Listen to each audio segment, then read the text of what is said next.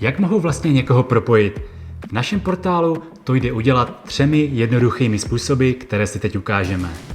Začneme kliknutím na tlačítko Vytvořit propojení v levém dolním rohu obrazovky. Po kliknutí uvidíte tabulku se všemi partnery, které můžete doporučovat. Kromě názvu firmy a oboru, ve kterém podniká, můžete v tabulce najít také průměrnou výši provize a lokalitu, ve které partner působí.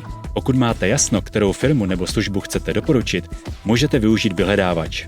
Například, když chci doporučit firmu na solární panely, zadám do vyhledávače fotovoltaika a najde mi to partnery, které aktuálně můžu zájemci doporučit.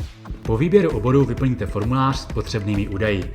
Například, když chci propojit kamaráda s realitní kanceláří, zadám jeho údaje a informace o nemovitosti. Pokud mám fotky, což já mám, můžu přidat například i fotografie dané nemovitosti. Následně už jen potvrdím, že zájemce souhlasí se zpracováním osobních údajů a odešlu propojení. Tím zájemci ušetřím práci a o vše se postará obchodník dané firmy. Druhá možnost je vhodná, pokud nemám o poptávce zájemce dostatek informací. V tomto případě opět vyberu obor a následně vygeneruji unikátní odkaz pro vyplnění formuláře, který zájemci pošlu a ten si veškeré detaily vyplní sám. Po vyplnění formuláře se propojení automaticky zaznamená v portálu, kde můžete sledovat jeho vývoj. No a třetí varianta, tu v Propojuj vymysleli, aby nám propojení co nejvíce usnadnili.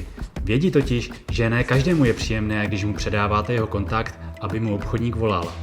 Navíc v tomto případě zájemce o existenci Propojuj a vaší potenciální provizi vůbec nemusí vědět. V této variantě totiž stačí, když doporučím firmu zájemci a navrhnu mu, ať se jim ozve, pokud bude chtít. Vy si pak jen v portálu zadáte obor, který jste zájemci doporučili, vyplníte jeho jméno a základní informace o tom, co jste společně řešili. Pokud se zájemce partnerovi sám ozve, tak díky tomu o provizi nepřijdete, protože partner v portálu uvidí, že zájemce je od vás a když se obchod zrealizuje, přijde vám zasloužená odměna. Tak co? Jaké propojení vytvoříte jako první?